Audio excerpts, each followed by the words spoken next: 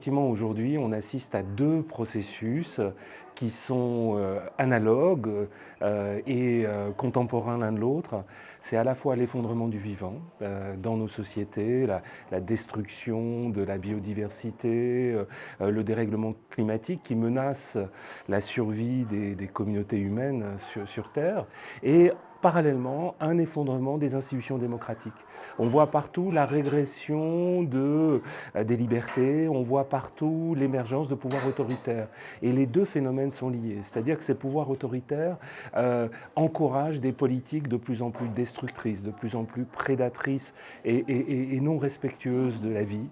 Et inversement, il me semble que l'affaiblissement de la démocratie ne nous permet pas de lutter véritablement contre l'effondrement de nos écosystèmes.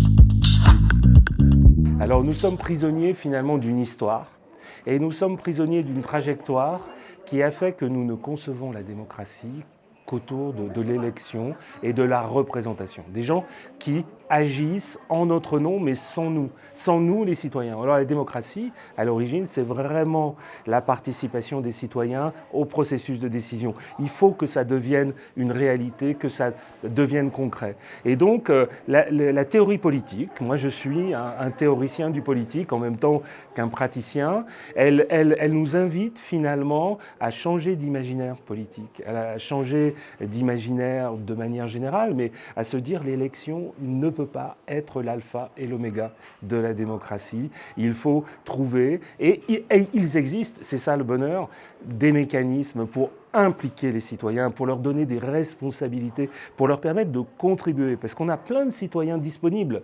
Certes, il y a la concurrence des écrans, il y a la concurrence du travail, il y a la concurrence de la société de consommation qui fait qu'on a peu de temps à consacrer aux affaires publiques, mais je crois que quand on les informe, l'expérience de la Convention citoyenne pour le climat à laquelle j'ai participé en tant qu'organisateur me démontre qu'une fois qu'ils sont informés, une fois qu'ils ont du temps, une fois qu'ils ont retrouvé une certaine confiance en eux-mêmes et dans les institutions, à ce moment-là, ils sont prêts à agir et à prendre les bonnes décisions.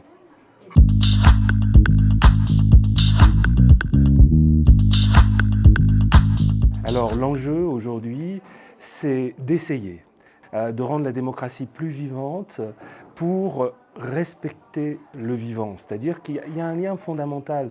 Des expériences comme celle de l'Assemblée populaire du Rhône ou une convention citoyenne sur le fleuve Seine qui a eu lieu récemment ont montré que les citoyens, dès lors qu'ils étaient responsabilisés, informés de l'état d'urgence dans lequel se trouve la vie sur Terre, sont désireux de changer, sont désireux de s'impliquer.